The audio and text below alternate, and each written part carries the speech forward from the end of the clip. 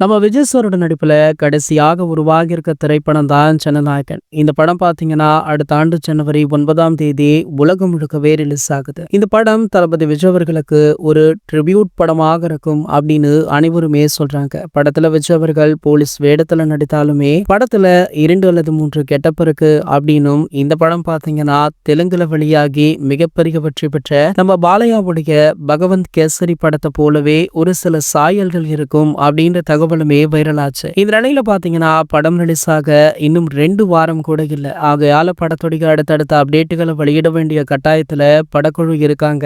So அதன்படி இந்த படத்துடைய ஒரு மிகப்பெரிய செலிப்ரேஷனாக பார்க்கப்படுவது படத்துடைய ஆடியோ லான்ச் தான். இந்த ஆடியோ லான்ச் இன்று மலேசியாவுல மிகவும் பிரம்மாண்டமாக நடைபெறவுள்ளது. நேத்தே பாத்தீங்கன்னா படக்குழு மட்டுமல்லாமல் தளபதி விஜய் அவர்களுமே மலேசியா புறப்பட்டு விட்டாரு.